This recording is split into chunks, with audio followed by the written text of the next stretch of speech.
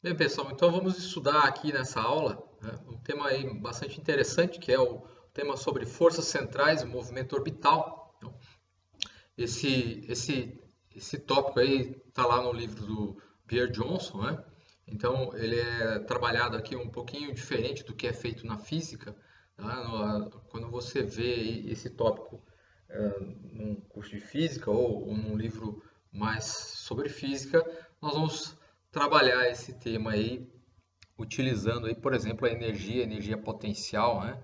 Aqui nós vamos estabelecer o movimento orbital não pela energia, mas sim pela equação de força, tá?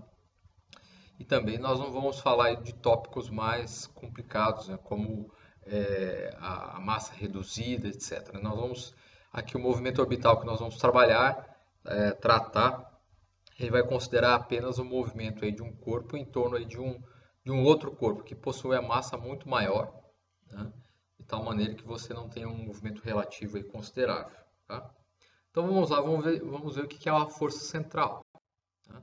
Então uma força central é muito simples, é uma força que é aplicada aí ao longo da linha radial. Tá? Então, se eu tenho aí um ponto, né, nós vamos chamar esse ponto aí de, essa é a referência, é o centro de força, né? É a partir desse ponto que a força ela emana, né? Em geral nesse ponto você vai ter um corpo aí que vai emanar o campo de força que você está considerando, tá?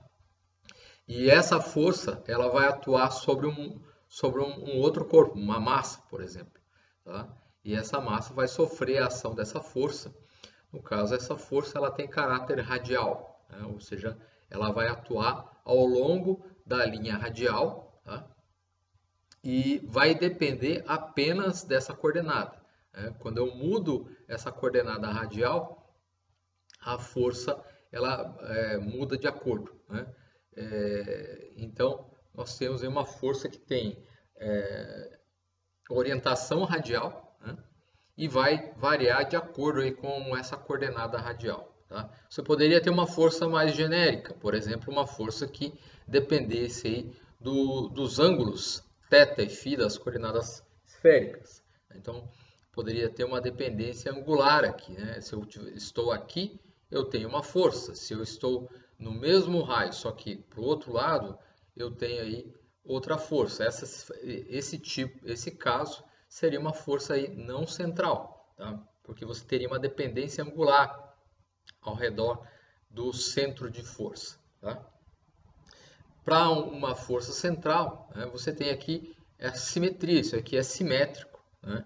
É esfericamente simétrico em torno aí desse centro de força. Então, uma força central ela vai atuar na linha radial, tá? E vai depender apenas dessa coordenada radial, não depende de outras coordenadas. A força ela pode ser atrativa, né? Se essa força ela estiver apontada contra o versor radial aqui, contra a direção radial, então vejo que o vetor radial está para lá, tá? Nessa orientação, essa é a orientação dada aí pelo versor radial, tá? E se a força estiver ao contrário dessa orientação, eu tenho uma atração, tá? Se a força estivesse para dentro, seria uma força atrativa. Ou se a força aponta a favor do eixo radial, tá? Você tem uma força de repulsão, tá? Então, normalmente aí nos problemas se trata aí, por exemplo, uma força atrativa, tá? Mas nada impede você utilizar aí uma força repulsiva, tá? Então, um exemplo de o caso aí de uma força central de caráter repulsivo, né? É, por exemplo, quando você lança sobre um átomo, né? Lança sobre um átomo cargas elétricas. Por exemplo, você joga sobre um átomo prótons. Por exemplo, esses prótons eles são positivos. O núcleo atômico é positivo. Então, se você joga prótons contra um núcleo atômico positivo, existe uma repulsão aí que as cargas iguais se repelem. Né? Então, você tem aí uma força central que é repulsiva. Tá? Então, Mas em geral, o que se trata é o caso de atração, porque é a atração que vai produzir uma órbita, né? Nós vamos ver quais são os critérios para você definir uma órbita. Tá? Então, vamos ver aqui uma outra característica importante aí das forças centrais, né? Então, é que uma força central, né, quando você calcula o momento de uma força, tá, desse tipo de força, então nós temos aqui, nós sabemos que o momento, né, também chamado de torque, tem que tomar cuidado com essa palavra momento, né, porque na física aí existem muitas grandezas aí que tem essa denominação, momento angular, momento de inércia, momento magnético, né? Então são muitas grandezas. Eu prefiro chamar de torque, tá? Mas torque está mais associado aí à rotação de um corpo rígido, né? Aqui nós não temos um corpo rígido ainda, é só uma massa, né? Existe uma massa que ela está em movimento, numa certa trajetória, ao redor aí de um centro de força, tá? Então, aqui nós vamos calcular qual o torque determinado aí por essa força do tipo central. Tá? Vejo que a força ela está orientada nessa linha, que é a mesma linha de ação que a linha radial.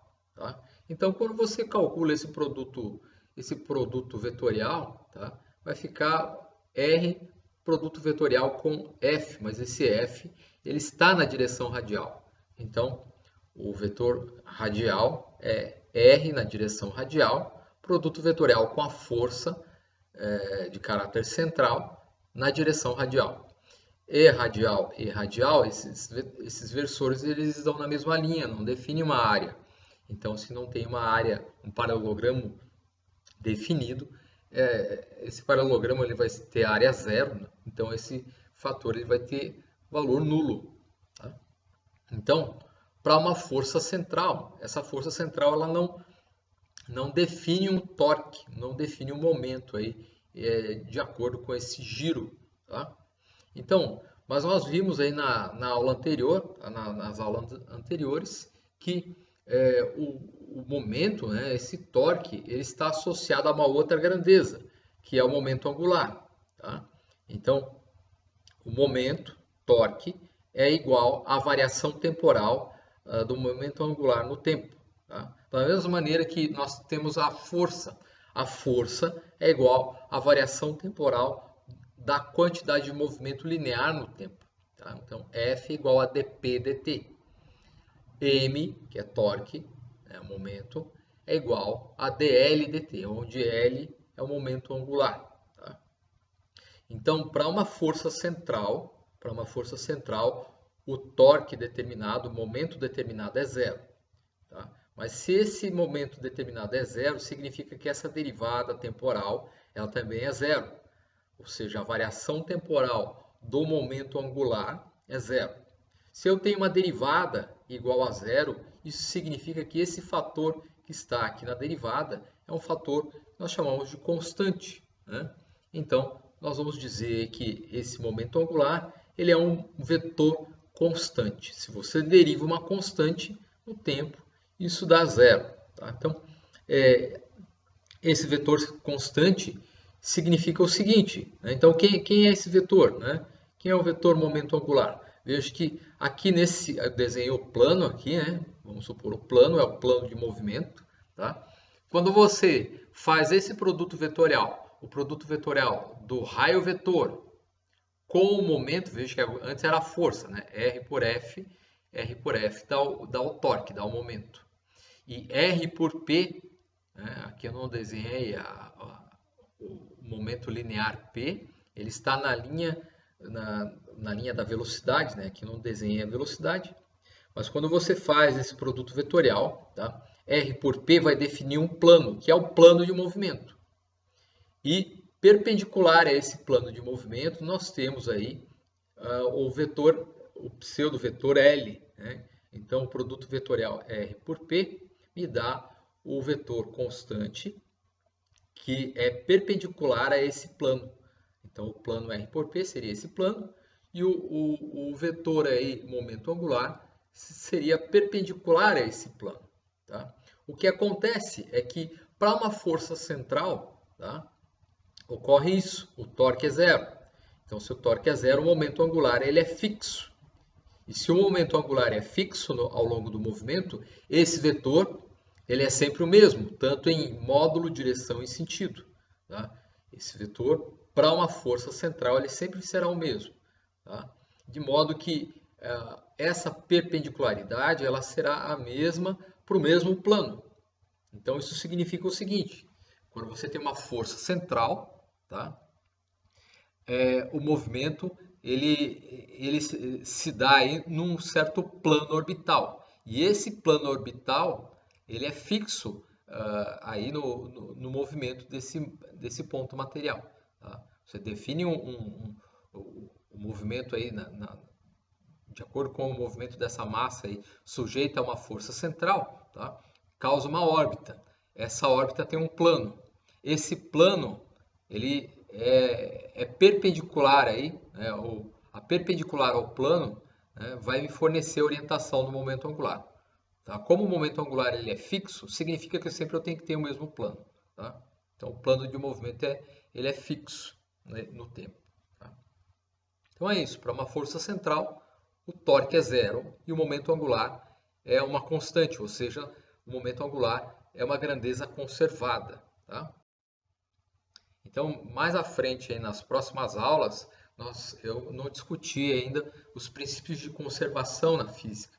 Então, nós vamos ver esses princípios de conservação, a conservação da energia e da quantidade de movimento.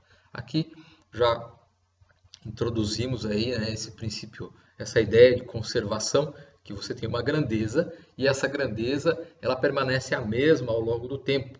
Tá? Então, a partir dessa constância de uma determinada grandeza aí na física, você pode estabelecer algumas equações aí, que determinam o movimento do corpo. Tá? Vamos ver aqui uma outra grandeza que é interessante nós definirmos, que é o momento angular reduzido. Tá? Então, nós sabemos aí que o momento angular é dado aí por essa equação. Então, o momento angular L é R por P. Tá? Produto vetorial do raio vetor pelo momento linear, tá? Pelo momento translacional. P é a quantidade de movimento linear, ou seja, a quantidade de movimento de um movimento aí, do tipo translacional. Tá?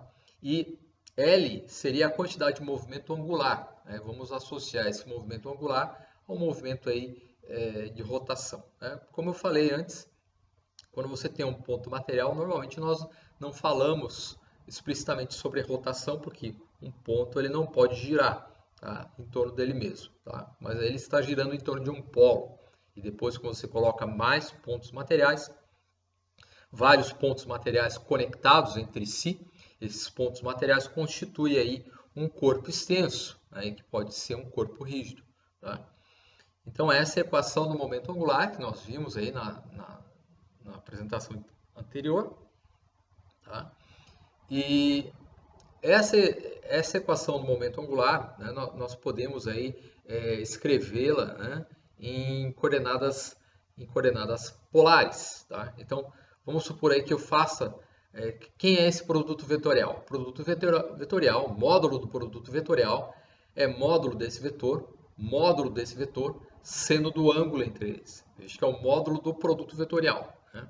Então, módulo de R, módulo de P, que é MV, seno do ângulo entre esses dois vetores, que nós vamos chamar o ângulo φ entre esses dois vetores. Tá?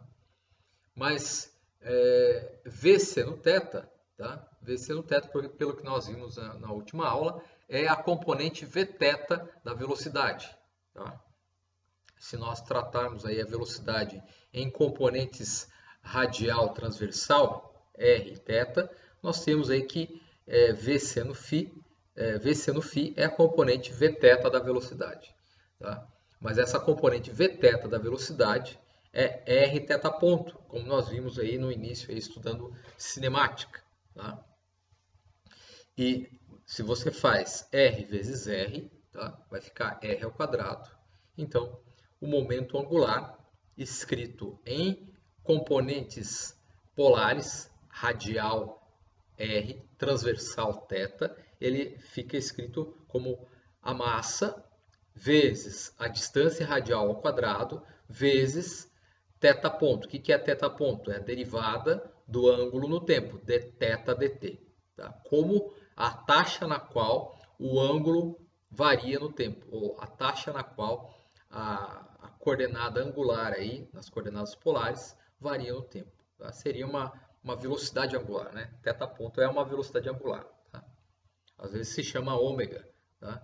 Então, essa equação aqui você poderia escrever como mr ao quadrado ômega. Tá?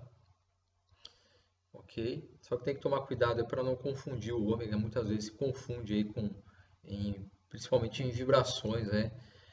Não se denomina ômega, mas se prefere θ ponto.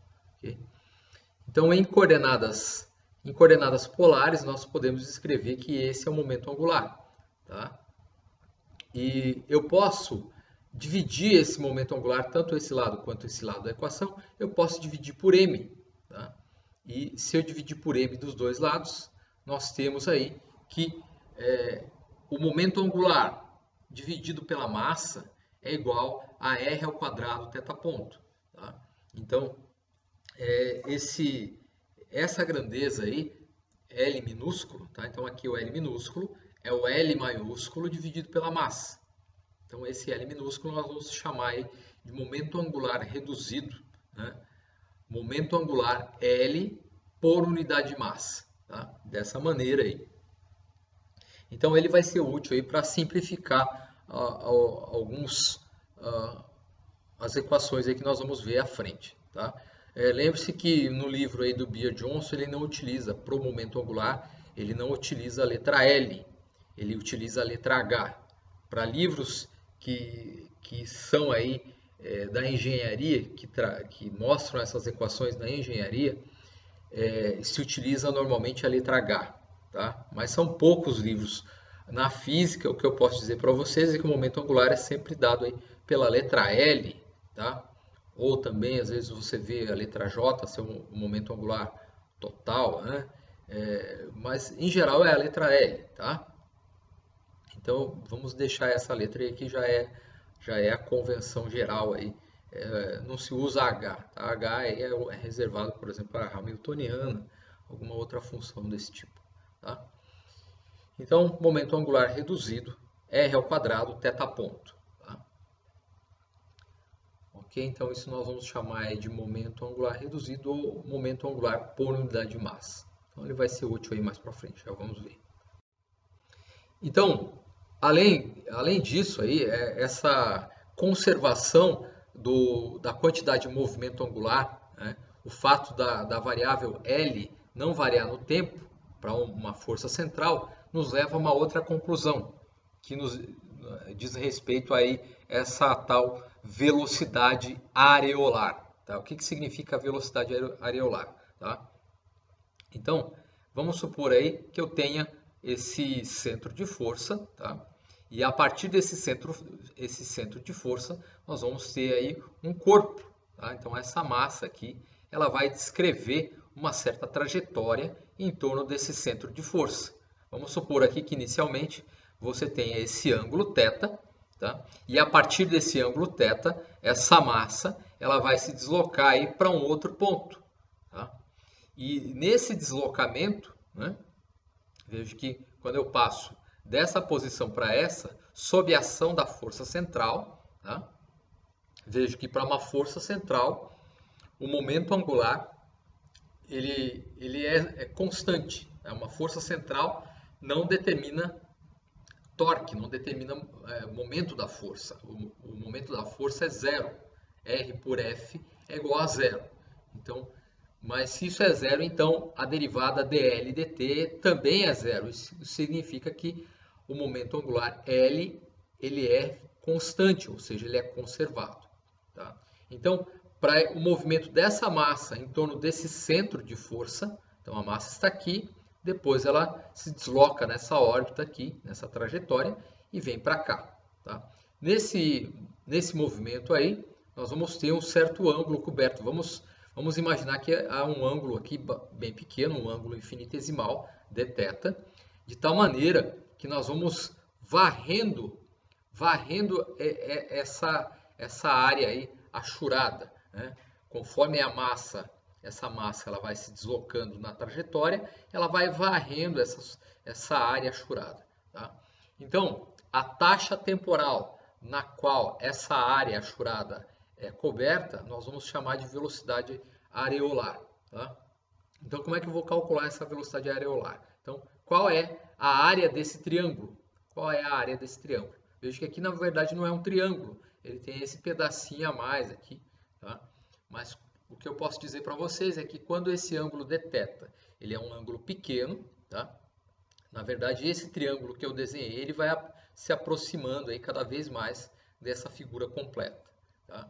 Então, para esse triângulo aqui, essa coordenada, né, essa distância aqui, nós vamos chamar de R, tá? Eu não fiz aqui, né? Essa distância, a distância do ponto até a partícula é a distância radial R, tá? E essa distância aqui, tá? O comprimento desse arco aqui é R dθ. Então, R vezes o ângulo dθ me dá esse comprimento. De tal modo que a área desse triângulo, veja que quando você tem um triângulo, você calcula a área, né? A área de um triângulo é base vezes a altura dividido por 2. Então, a base, R dθ, vezes a altura, que é R dividido por 2. Então, a área dessa pequena figura aqui, dessa área que vai ser infinitesimal, porque esse ângulo é um ângulo pequeno, um ângulo infinitesimal dθ, tá? Então, a área dessa figura é meio de R ao quadrado dθ. Então, R seria esse lado, R dθ seria o outro lado. Então, base vezes altura, então R dθ vezes R dividido por 2. Isso me dá a área do triângulo, que seria a área dessa superfície aqui, né? E quando você vai diminuindo cada vez mais esse ângulo, essa superfície se torna vai ficar próximo de toda essa superfície. Esse pedaço aqui ele vai diminuindo, tá? Então, para definir a taxa na qual essa área é varrida de acordo com o movimento do ponto nessa órbita, tá? Nós temos que dividir essa equação dos dois lados aí pelo tempo, tá? Então, dividindo aí por dt e dt, desse lado e desse lado. Então, dividindo aqui. Então, dA dt, tá? É igual a meio de R ao quadrado dθ dt. Tá? Então, o que significa isso? Isso é o que nós chamamos de velocidade areolar. Tá? A taxa na qual essa pequena área, ela é varrida ao longo do tempo. Tá? Quanto à área, né, veja qual é a unidade disso aqui? A unidade de área. Né? Então, você tem aqui, então, dA é a unidade de área. Veja que ângulo ele não tem unidade, radianos, né? Não é adimensional. Você tem aqui R ao quadrado, que é uma distância ao quadrado. Então, isso aqui tem a unidade de área. A área por tempo. Então, quanta área é varrida num certo tempo, de acordo com esse movimento aí ao longo dessa órbita. Tá? Então, isso é a velocidade areolar. Às vezes que aparece aqui esse fator, tá? O meio, não importa, R ao quadrado, θ ponto. Mas nós acabamos de ver que R ao quadrado, θ ponto, é o momento angular reduzido, ou eu posso associar aí ao momento angular em si. Tá? Então, o momento angular reduzido é R ao quadrado θ ponto. Tá? Então, o que significa isso? Que a velocidade areolar, tá? Ou a velocidade na qual as áreas são cobertas nesse movimento aí orbital, ela é igual ao momento angular dividido por 2. Tá? Aqui ficou esse termo a mais, né? Então, vejo que esse L é R ao quadrado θ ponto. Então, dθ dt é θ ponto, R ao quadrado é esse fator, e aqui tem o fator meio. Esse aqui não tem, né? É só L sobre 2. Tá? Como o momento angular ele é fixo, tá? Para uma força central, o momento angular ele é fixo, e também o momento angular reduzido é fixo, ele se conserva. Tá?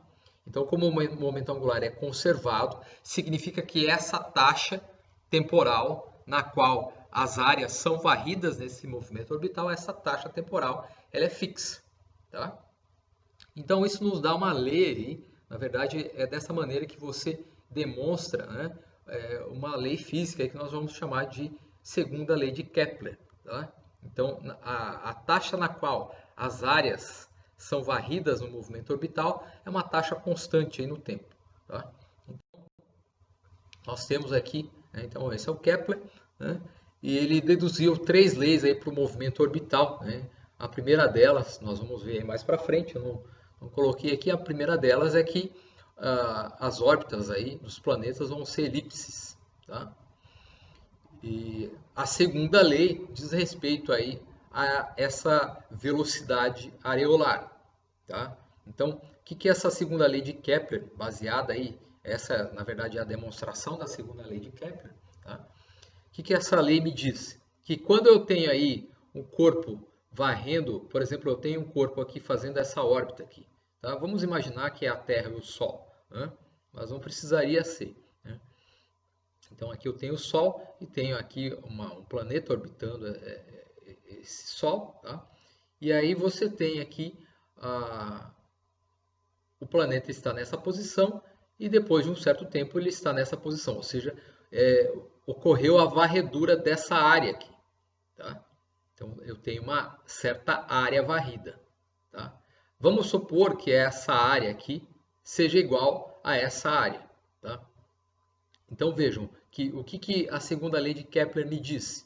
Que áreas iguais são varridas em tempos iguais. Tá? Então, se essa área é igual a essa, significa que o planeta ele leva o mesmo tempo para sair daqui e chegar aqui, daquele tempo que leva para sair daqui e chegar aqui. Então, é o mesmo tempo que ele percorre esse ponto para esse ponto e esse ponto para esse ponto. Bem, olhando aqui a figura, você percebe aqui que a distância aqui é muito menor do que essa distância. Então, isso só tem uma explicação, que quando ele está nessa porção do movimento, por exemplo, aqui numa elipse, né? Nessa porção do movimento, a velocidade envolvida aqui, né? A velocidade nesse movimento orbital, é uma velocidade pequena. E conforme ele se aproxima aqui, para que ele percorra essa mesma área varrida no mesmo tempo, ele vai ter que ter uma velocidade maior para percorrer essa distância toda aqui no mesmo tempo que for percorrida essa. Então isso se chama aí a lei das áreas, aí, a segunda lei de Kepler. Áreas iguais serão varridas em tempos iguais. Isso ocorre aí por causa da conservação do momento angular. Tá? Aqui de novo não tem esse R ao quadrado, né? Depois eu tiro. Tá? Ok? Espero que vocês tenham entendido aí a relação entre a segunda lei de Kepler, tá? E a conservação do momento angular. A conservação do momento angular que ocorre aí para uma força central. Tá? Então vamos definir aí como é que é o movimento de um ponto material, de uma partícula, quando eu tenho a ação de uma força central. Tá? Então nós vamos ter uma massa e essa massa pontual ela vai sofrer a ação de uma força central aí de um centro de força. Tá? Então nós vamos utilizar a segunda lei de Newton para escrever aí essa trajetória, para determinar essa trajetória. E nós vamos trabalhar aqui em coordenadas polares. Tá? Então, normalmente para você estabelecer o movimento orbital, nós usamos coordenadas polares. Então, em coordenadas polares, força igual a massa vezes aceleração. Tá? Só que em coordenadas polares, a nossa aceleração ela tem duas componentes. Ela tem uma componente radial, r, e uma componente transversal, θ.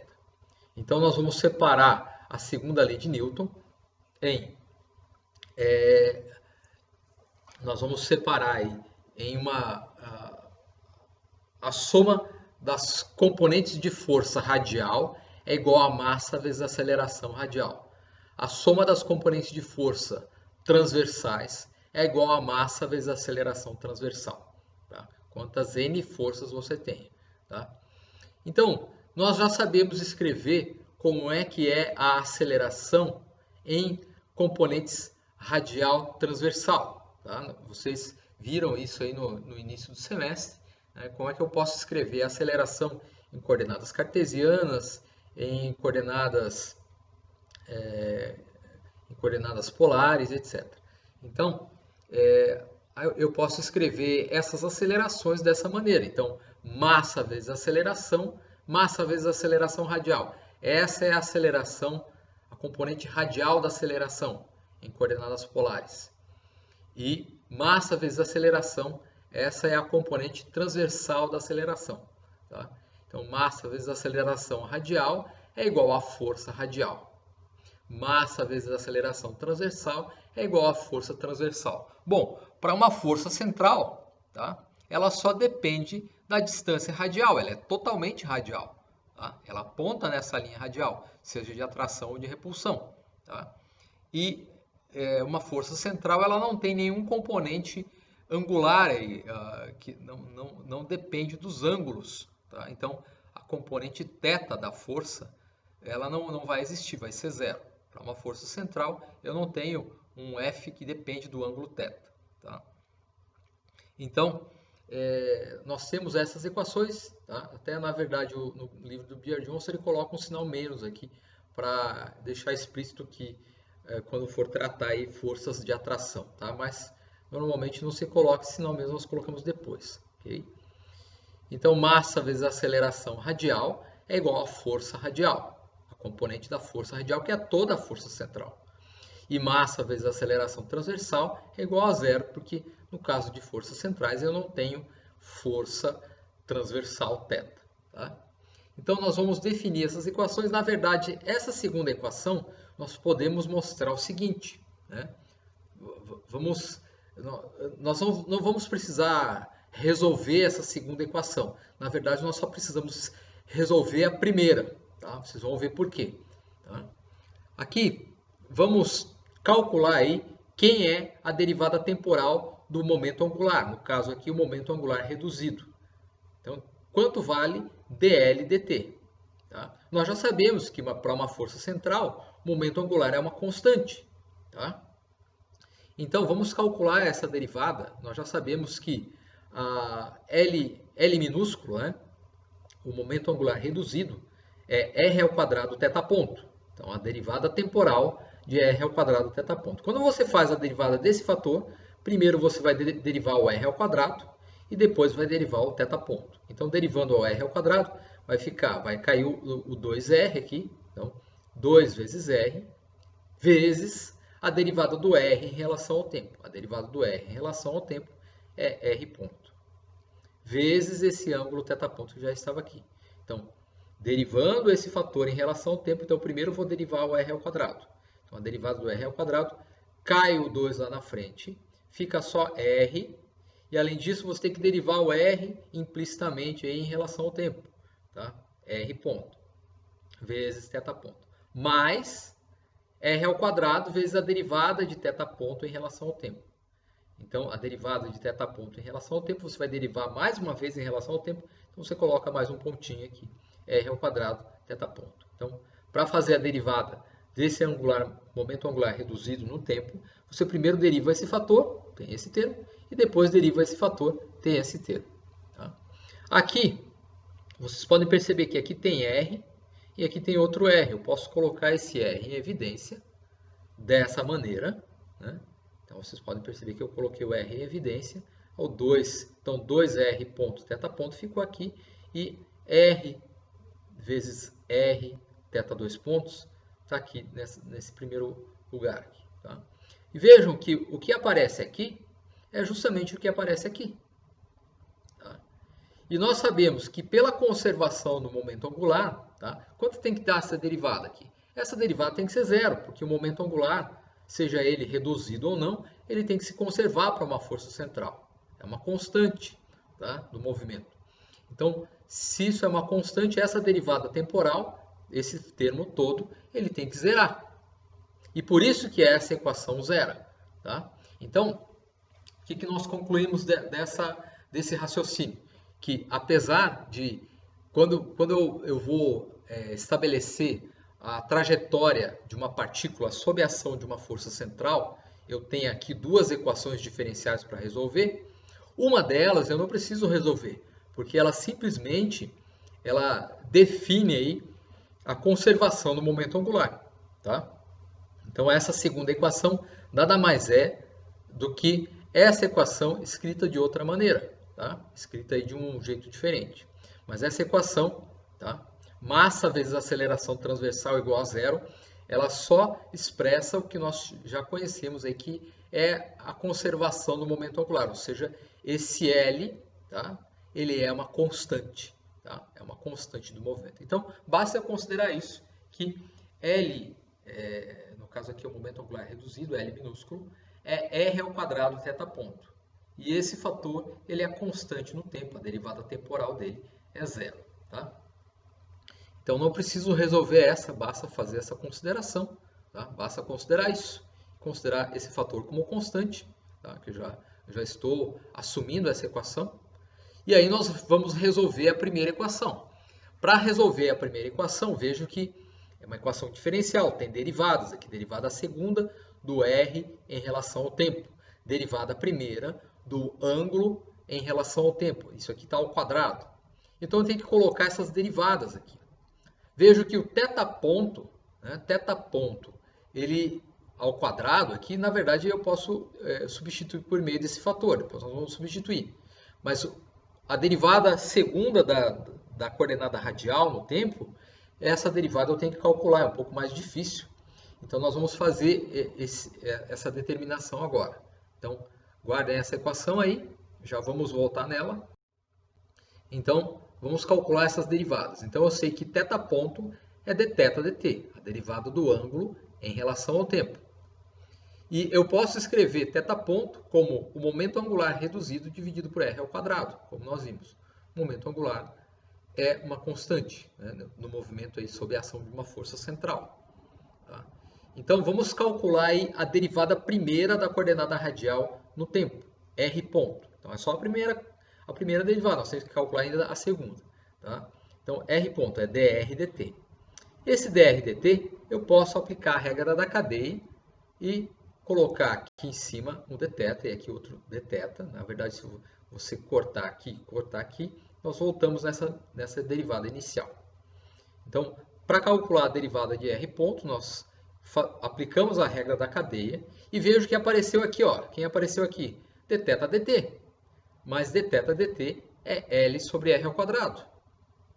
Tá? Momento angular reduzido dividido pelo raio ao quadrado. Esse raio ao quadrado que aparece aqui, nós podemos absorver aqui dentro desse diferencial. Tá? É o que nós vamos fazer. Eu vou absorver esse r ao quadrado dentro desse diferencial. De que jeito? Tá? Vamos considerar aí o diferencial de 1 sobre r. Tá? Então, pensem na derivada. Se vocês não sabem calcular diferencial, não tem problema. Então, vamos derivar ou vamos diferenciar esse fator 1 sobre r. Vejo que 1 sobre r é a mesma coisa que r é menos 1.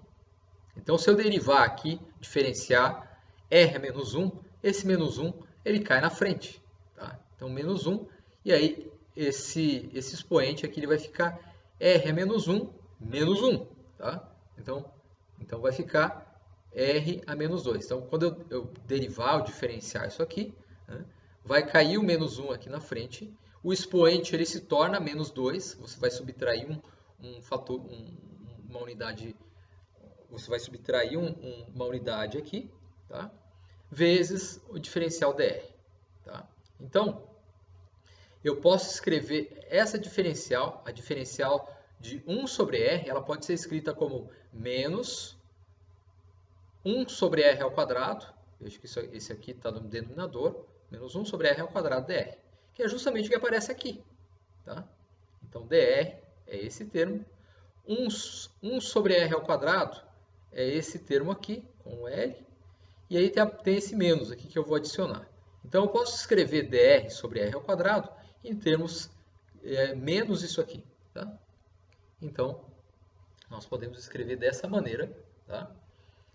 E nós vamos substituir aqui. Então, a primeira derivada da coordenada radial no tempo é menos L d dθ de 1 sobre r. Tá? o inverso da coordenada radial. Tá? Agora nós vamos calcular a derivada segunda da coordenada radial no tempo, R2 pontos, que é o que aparece lá na equação. Então, na equação nós temos a derivada segunda aqui. Eu só obtive aqui R ponto, a primeira derivada. Então, nós obtivemos isso. Agora eu tenho que derivar outra vez isso em relação ao tempo. Quando eu aplicar aqui a outra derivada temporal, tá? Então R2 pontos é dr ponto dt. Então vou derivar outra vez em relação ao tempo. E aqui nós vamos aplicar mais uma vez a regra da cadeia. Quando você aplica mais uma vez a regra da cadeia, aparece dθ dt, que é θ ponto, que nós já sabemos que θ ponto é L sobre R ao quadrado, vezes essa derivada. Tá? Mas essa derivada, vejo que R ponto é tudo isso. Então, eu vou ter que derivar tudo isso em relação a dθ. Então, L sobre R ao quadrado d dθ de R ponto. Né? Então, vejo que aparece essa derivada segunda aqui. Tá? O momento angular é uma constante. Na verdade, esse menos L que ele vai juntar com esse outro L vai ficar menos L ao quadrado. A derivada aqui, d dθ, vai ficar a derivada segunda. Tá? Então, a R2 pontos, que vai aparecer aqui, é menos L ao quadrado sobre R ao quadrado, derivada segunda em relação ao ângulo θ de 1 sobre R. Então, aqui vocês já estão percebendo que em vez de R, nós vamos trabalhar com o inverso de R. Tá? Nós vamos fazer uma substituição de variável. Tá? Então, vamos colocar agora nessa equação, na segunda lei de Newton aqui para a força radial, vamos substituir aqui quem são esses elementos aqui. Né? Então, substituindo essas derivadas que nós calculamos, então a massa vezes esse parênteses é igual à força radial. Então, aqui eu tenho que θ ponto é L sobre R ao quadrado, aqui aparece θ ponto ao quadrado, então é esse termo ao quadrado. Então, nós vamos ter aqui, aqui a massa, né? A massa nós vamos passar para o outro lado, aqui ela está multiplicando, eu vou passar para o outro lado dividindo. Tá? F dividido por M. Tá? E aí nós temos essa aceleração. Então, essa aceleração é R2 pontos, que nós acabamos de definir ali. Então, R2 pontos é dado em termos dessa derivada segunda em relação a θ, menos R vezes θ ponto ao quadrado, mas θ ponto ao quadrado é L ao quadrado sobre R à quarta. Então, é essa equação. Vamos simplificar essa equação. Eu vou multiplicar essa equação aí. Veja que eu vou dividir todos os elementos, eu vou dividir por L ao quadrado e multiplicar aqui por R ao quadrado. Eu vou dividir por L ao quadrado e multiplicar por R ao quadrado, de tal maneira que esse fator aqui fique 1. Tá? Então, fazendo isso, multiplicando por esse termo, todos esses termos da equação. Tá? Então, aqui vai ficar 1. Aqui, vejo que eu tenho R sobre R ao cubo. Né? Desculpe, R sobre R à quarta, um dos R's aqui vai cancelar, vai ficar R ao cubo, e quando você multiplicar por R ao quadrado, vai sobrar um R aqui. Esse L ao quadrado cancela, aqui embaixo vai ficar ML ao quadrado, F vezes R ao quadrado, então nós vamos ter essa equação. Tá? Então, essa derivada, tá? Mais, aqui vejam que esse sinal menos aqui, eu passei para o outro lado, tá? Ficou menos aqui, mais 1 sobre R, quando eu multiplicar esse termo vezes isso, tá? Esse R cancela um dos R's aqui, fica R ao cubo cancela com esse R ao quadrado, fica um R só, e L ao quadrado cancela com L ao quadrado, o sinal menos com menos fica mais. Né? Então, nós temos essa equação, tá? E normalmente nós vamos, veja que aparece 1 sobre R aqui, 1 sobre R aqui, então nós vamos chamar esse 1 sobre R, tá, de uma nova variável. Nós vamos chamar de a variável U, o inverso da coordenada radial. Tá? Então, nós vamos resolver a equação diferencial em termos dessa nova variável. E se eu quiser o R, eu volto aí a partir dessa transformação. Tá? Então, vamos escrever essa equação em termos de U. Então, isso aqui é U, isso aqui é U, e aqui 1 sobre U ao quadrado, né? Então, r ao quadrado. R ao quadrado é 1 sobre u ao quadrado, se você inverter essa equação. Então, nós podemos escrever essa equação diferencial dessa maneira. Então, d2u de θ 2 mais u é igual a menos a força de R, que é 1 sobre u, dividido aí por ml ao quadrado, u ao quadrado. Tá? Então, esse u ao quadrado embaixo é a mesma coisa que r ao quadrado em cima. Então, essa equação ela tem um nome, ela se chama equação de Binet. Tá? Então, aparece aí da aplicação da segunda lei de Newton, né, para esse tipo de força, para a força central. Eu tenho uma força central, essa força central depende unicamente aí da distância radial, tá? E você tem um certo momento angular. Esse momento angular da força radial ele vai ser conservado.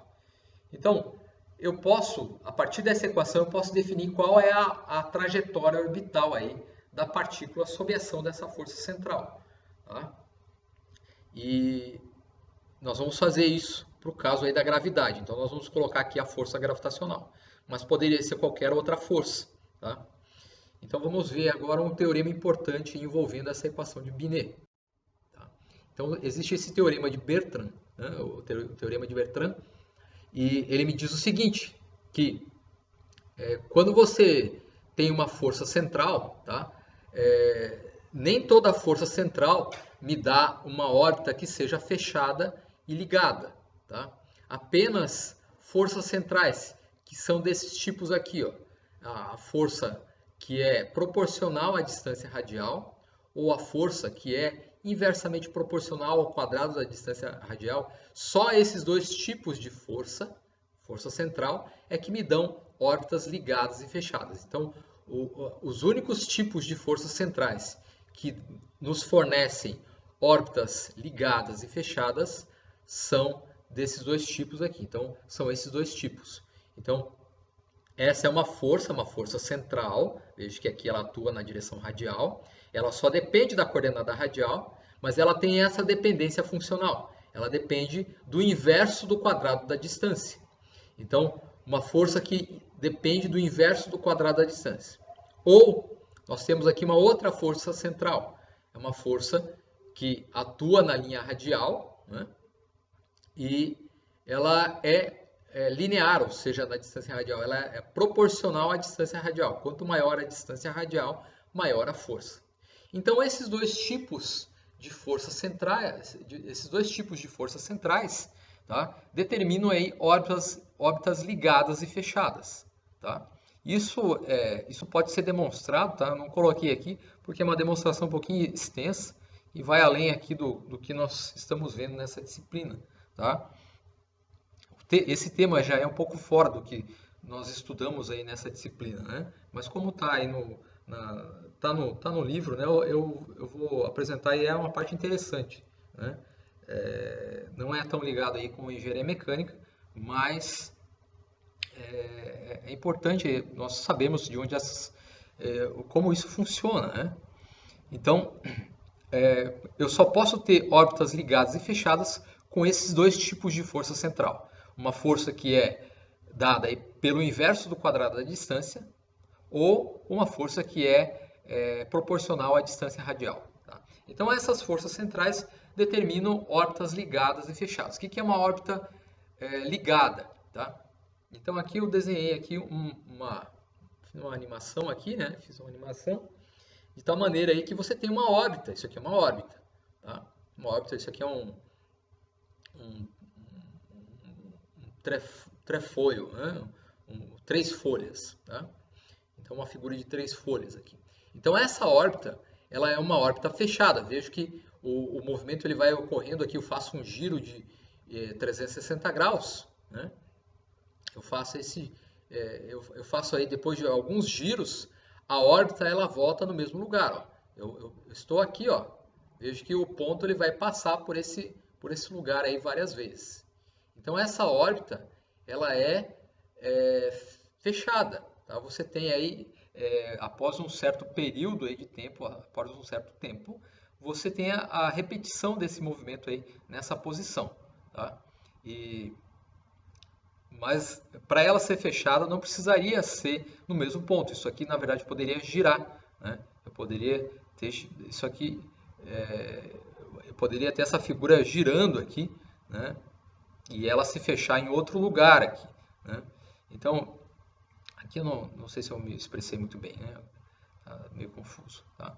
Mas essa é uma órbita fechada, tá? E ela é ligada, porque essa partícula aqui, ela não se afasta muito, ela fica ligada numa certa região aqui de tamanho finito, tá?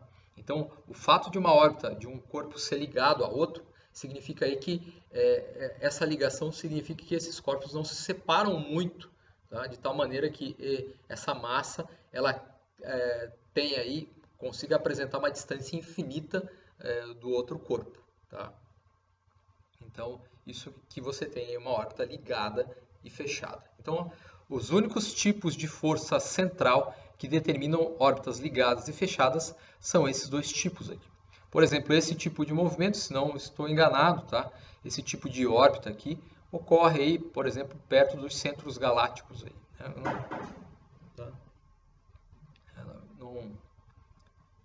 Não tenho certeza disso, tá? Teria que verificar, tá? Então, quais são os tipos que nós vamos considerar aqui?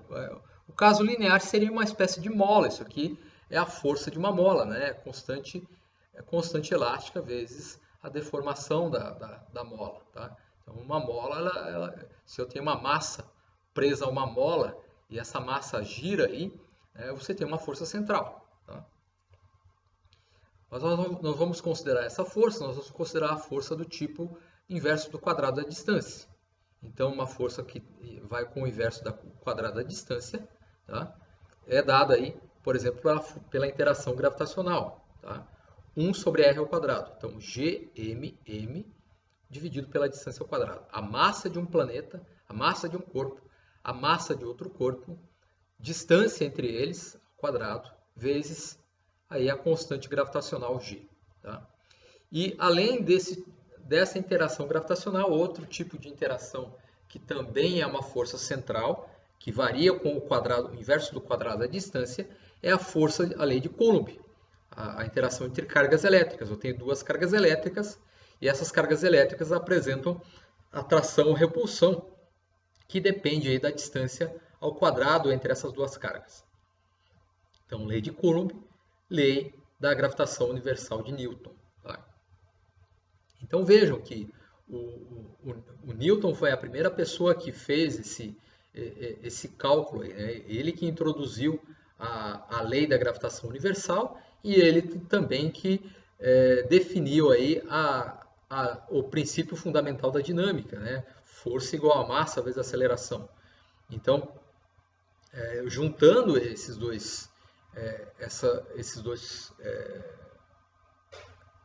essas duas definições aí, né, você consegue descrever a órbita dos planetas no céu, tá? Então, eu já vou mostrar mais para frente ali sobre isso, né?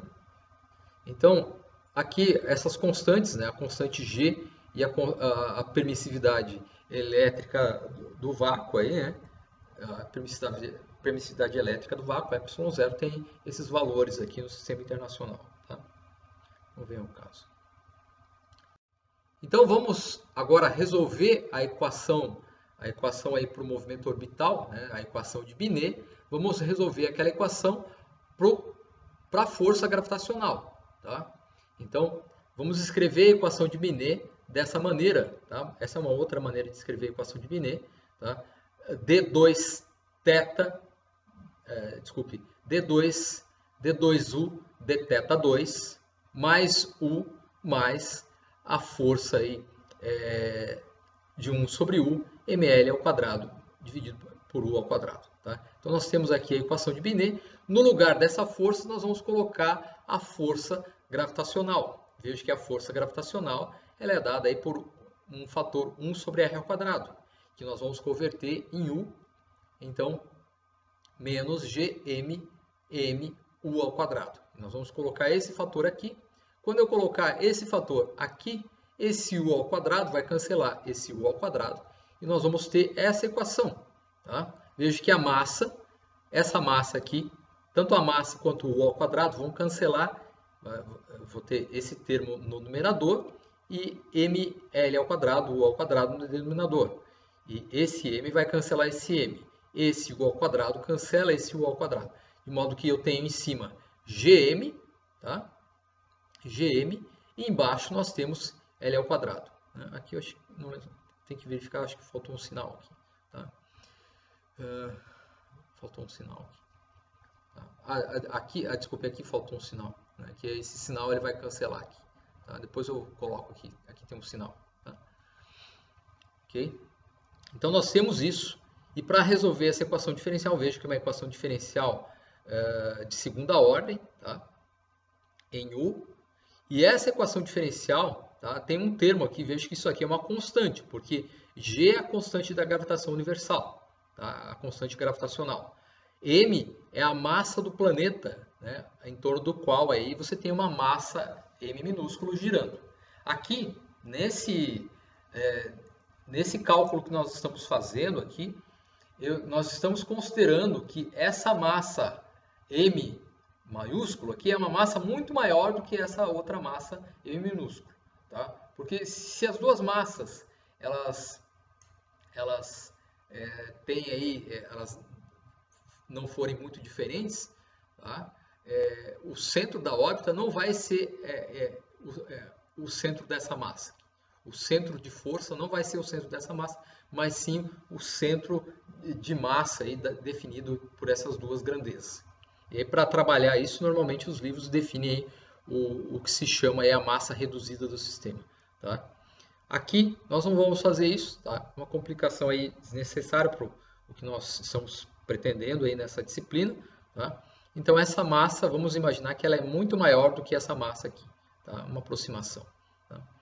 Então vamos resolver essa equação diferencial supondo que esse fator é uma constante e a solução dessa equação diferencial, tá? Ela é dada aí por a solução geral dessa equação diferencial, né? Ela é dada por uma solução da equação homogênea mais a solução da equação particular, tá? Uma solução particular dessa equação. Tá? O que significa isso? Essa equação, veja que a equação de Binet, ela tem esse termo aqui. Quando esse lado aqui é zero, essa equação se chama equação homogênea. Tá? A equação homogênea é fácil resolver. Essa equação aqui é fácil resolver. Agora, a equação não homogênea, ela é mais difícil. Né? Então, nós não vamos conseguir uma solução geral aí para essa equação, mas nós podemos encontrar uma solução específica aí para essa equação, uma solução particular, que ela não vai valer aí em todas as situações. Tá? Então, nós chamamos essa solução de solução particular. Tá? Então, qual a solução? Então, a solução geral é a solução dessa equação mais a solução particular dessa equação. Tá? Veja que eu vou achar aqui uma solução, qualquer solução aqui que resolva essa equação, que não é a solução geral, mas sim uma solução qualquer aí que resolva essa equação. Então, essa equação aqui, derivada segunda, tá?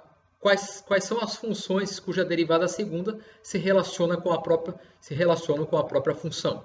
Tá?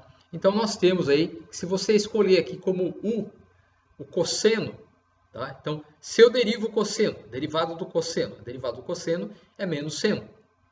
Se eu derivar o menos seno, dá cosseno. Veja que se eu derivar o cosseno duas vezes, volta nesse cosseno. Tá?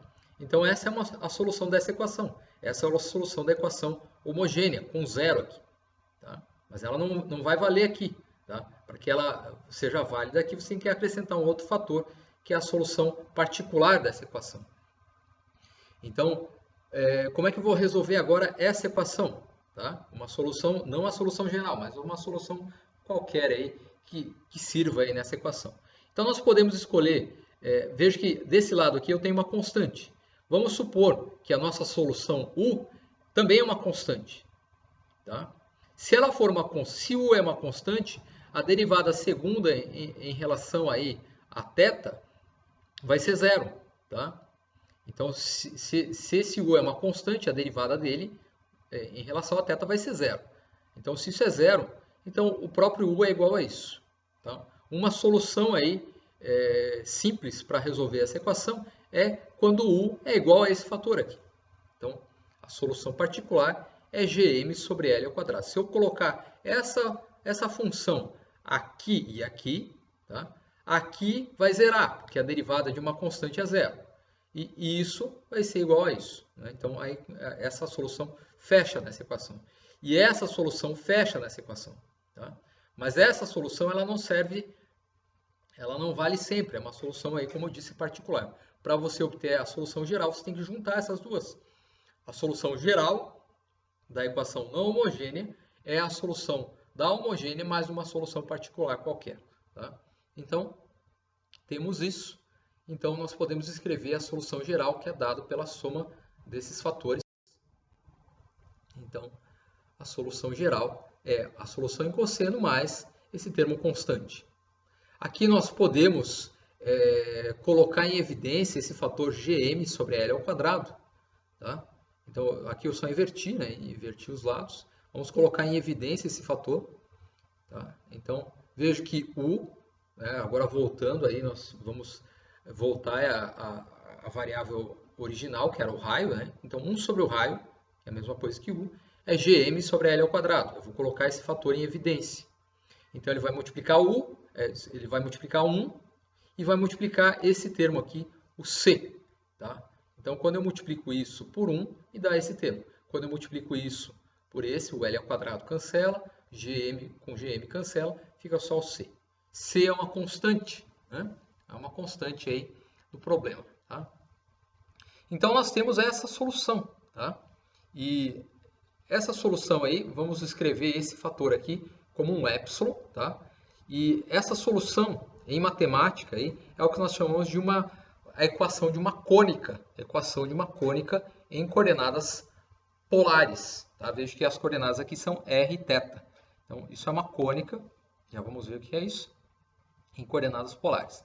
E esse epsilon aqui é o que nós vamos chamar de excentricidade. Esse epsilon é esse fator CL ao quadrado sobre GM.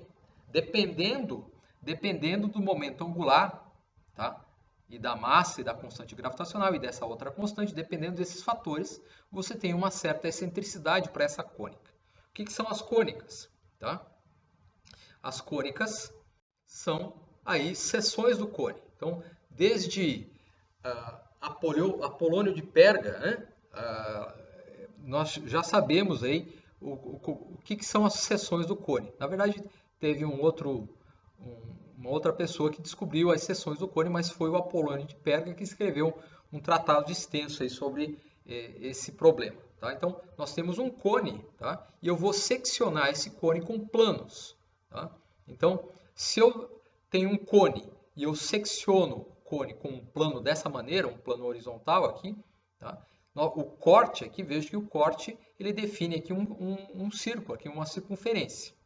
Então, nesse caso, nós vamos essa cônica aqui, essa cônica é definida naquela equação, tá, que nós vimos ali, por epsilon igual a zero.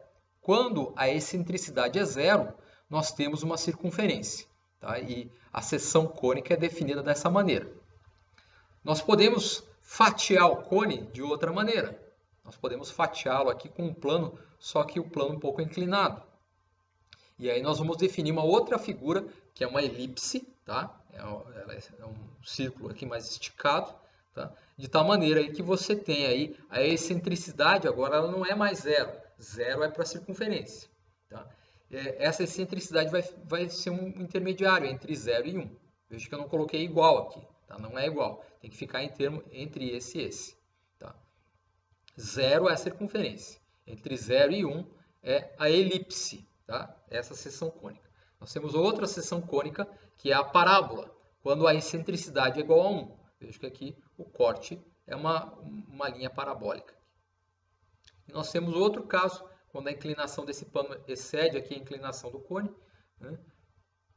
Que você vai ter aí a hipérbole, né? Quando a excentricidade é superior a 1. Tá? Então, nós temos essa figura aqui, essa seção cônica. Tá?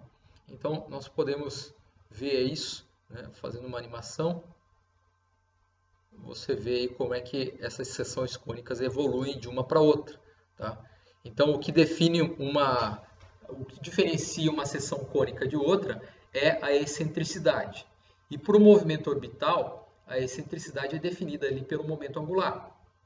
Então, os tipos de órbita de trajetória orbital que nós vamos ter vão ser dados aí por essas seções cônicas, o que resolve lá a equação de Binet, é uma cônica, uma equação cônica, que vai ter aí esse tipo de trajetória, dependendo da excentricidade, ou você tem. Então, se a excentricidade for zero, nós vamos ter aqui uma trajetória circular, uma órbita circular, tá? Excentricidade bem pequena, a excentricidade zero aqui no caso, órbita circular, e conforme você vai aumentando a excentricidade, tá? Você vai tornando essa órbita circular, ela se torna elíptica, é uma órbita elíptica. Quanto maior a excentricidade, tá? Enquanto a excentricidade estiver entre 0 e 1, nós temos a órbita elíptica. Mas a partir do momento que a excentricidade se torna igual a 1, nós vamos ter a parábola, tá? A parábola, acho que é esse último caso aqui. E a hipérbole eu não desenhei aqui porque ficava fora aqui, tá? E a hipérbole, a excentricidade excede o valor, a unidade, tá? Então nós temos isso. Então existem órbitas que são circulares e órbitas que são elípticas, órbitas que são parabólicas, órbitas que são hiperbólicas. Então tudo depende aí da velocidade do corpo, a velocidade que ele tem a uma certa distância. Então, que órbita nós vamos escolher? Isso vai ser definido de acordo com a velocidade inicial e com a posição inicial, tá?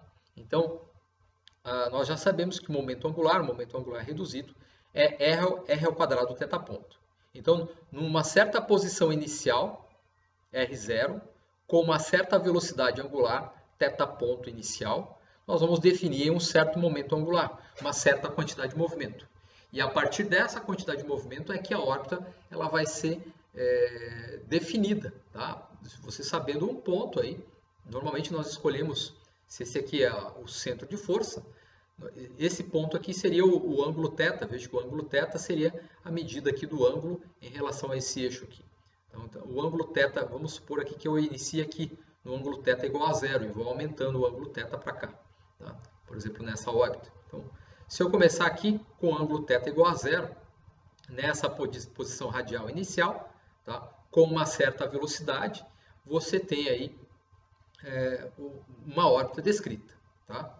Então, a velocidade angular, ela se relaciona com a velocidade linear, tá? Ômega, o θ ponto é r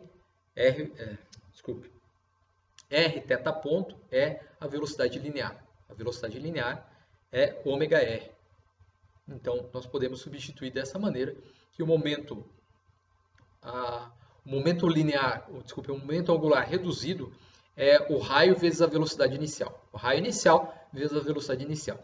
É só esses parâmetros que vão me definir aqui qual é o momento angular. E é esse momento angular que define como é a órbita, tá? Então, nós vamos definir essa órbita escolhendo, por exemplo, esse ponto aqui, quando o ângulo θ é zero e quando esse raio aqui é o raio inicial, R0. Tá? Então, colocando o raio inicial aqui, ângulo θ igual a zero, tá? Cosseno de θ, cosseno de zero é 1. Isso aqui é 1. E a partir dessa equação aqui eu defino quem é a constante C. Então, a constante C, se você substituir aqui e isolar, tá? Você vai ver que a constante C vai ser dada aí pela massa do centro de força, né? No caso aqui para a gente, vamos pensar que é o Sol, tá? A constante gravitacional, o raio inicial e o momento angular reduzido ao quadrado, que é o raio vezes a velocidade, tá? Então, é só isso que define a órbita, tá? E esse fator CL ao quadrado sobre GM é a excentricidade que vai definir como que qual o formato dessa cônica, né? Ok? Então, vimos aí que você tem essas seções cônicas, certo? Tá bom. Nós podemos também, né, ali eu não cheguei a resolver esse problema aí. Na verdade, eu fiz eu fiz um programa ali, depois eu vou mostrar para vocês fora aí da apresentação, né? Eu fiz um programa ali para resolver a equação de Binet, tá? Mas também nós podemos fazer muito mais simples, muito mais fácil aí, em coordenadas cartesianas, tá? Então, em coordenadas cartesianas também dá para fazer, tá? Normalmente não se discute nos livros, né? Mas dá para fazer também. Então, aqui é aquilo que eu falei para vocês. Então, o Newton, né, ele introduziu a gravitação universal, tá? Esse lado da equação. Força gravitacional, ela é uma força que decresce com o quadrado da distância, e isso é igual a massa vezes a aceleração. Então, ele definiu o princípio fundamental da dinâmica, massa vezes aceleração, e definiu aqui como é a força gravitacional. Com isso, com essa equação, você consegue resolver o movimento dos planetas no céu, né, o movimento orbital. Tá? E vejo que é só essa equação. Ali, para definir a equação de Binet, nós partimos disso, na verdade. Só que lá nós escrevemos de maneira diferente. Nós trabalhamos em coordenadas polares.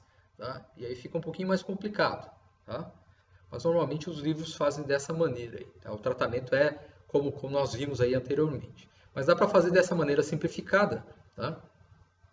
No qual aí, vamos supor aí um movimento planar, de tal modo que essa massa aqui ela seja muito maior do que essa massa menor. Tá? Se essa massa aqui ela é uma massa infinita, vamos supor que essa massa aqui seja uma massa infinita, ou infinitamente maior do que essa. Tá? Então, esse movimento aqui essa massa aqui ela não vai se mover muito. Quando as duas massas elas são de ordens de grandeza semelhantes, você vai ter aqui o movimento, o centro de movimento não vai ser esse Sol aqui, né? Vai ser um outro ponto aqui que vai ser dado aí pelo baricentro, né, dessas duas massas. Tá? Então, como é que é a força aí em componentes cartesianas, a força gravitacional sobre essa massa? Então, essa força gravitacional é uma força radial. E eu posso decompor essa força radial aqui em componentes cartesianas em duas partes, uma força em x e uma força em y. Tá? Uma força em x para cá e uma força em y para cá. Veja que essas forças estão contra o eixo. O eixo está para cá, a força está ao contrário. O eixo está para cá, a força está ao contrário. Então, as forças são contrárias ao eixo, tá? Nesse quadrante. O raio vetor ele pode ser escrito como x na direção y, y na direção j. É esse raio vetor aqui. Tá? Não desenhei. Então, vamos separar essa equação a equação radial em x e y agora. Não vamos escrever o vetor aceleração, não vamos escrever em r θ, e sim em x e y. Então, dessa maneira, nós vamos ter aí o seguinte, que massa vezes aceleração x é igual a força em x. Então, massa vezes aceleração x é essa força. Massa vezes aceleração y é essa força. Então, quem são essas forças? Veja que Fx é a projeção dessa força ao longo dessa linha. E Fy é a projeção dessa força ao longo dessa linha. Tá? Então, veja, eu tenho esse módulo, tá? Que é Gm sobre R ao quadrado. R ao quadrado é x ao quadrado mais y ao quadrado, é o módulo desse vetor. Tá? Então, isso daqui é a força, o módulo da força F. E essa força projetada aí ao longo dessa linha, você vai ter esse fator. Projetado ao longo dessa linha, você vai ter esse fator. Na verdade, para você ver essas projeções aqui, você tem que fazer, você pode usar ângulos aqui, você poderia colocar um ângulo e fazer o cosseno e seno do ângulo, ou você pode observar aqui a semelhança de triângulos. Tá? Então, nesse triângulo aqui, ó, então, esse triângulo maior, esse lado, tá? Esse lado está para esse lado, assim como esse lado está para esse lado. Então, essa distância aqui é x. Tá? X está para f de x, assim como o r, né? O r está para f de r. Tá? Então, a partir dessa semelhança de triângulos, né, você pode definir que a proporção entre f e f de x é dada aí simplesmente pela proporção entre essa parte f e f de x, a divisão dessa hipotenusa por esse cateto, a hipotenusa por esse cateto, é igual a essa hipotenusa dividido por esse cateto. Tá? Então, nós temos essa relação aqui, o mesmo para y. Tá? Esse fator que me dá as projeções. Ou também, se você quiser escrever cosseno de um ângulo e seno de um ângulo. Tá? Então, a partir dessas equações, se você resolve essas equações diferenciais no computador, são duas equações diferenciais acopladas aí, em x e y, você define qual é a trajetória. Vai dar uma trajetória aqui, um movimento orbital. Tá? Considerando aí uma certa posição inicial e velocidade inicial, tá? Você vai ter a trajetória orbital. Então, passando, veja que o m aqui, ó, esse m, ele tem desse lado e desse lado você vai cortar. O problema fica independente da massa m minúsculo aqui para uma massa muito grande, você tem independência dessa massa. Então, nós resolvemos essa equação diferencial. Eu fiz esse problema aí também, depois eu vou mostrar para vocês o programa, tá? Fora da apresentação.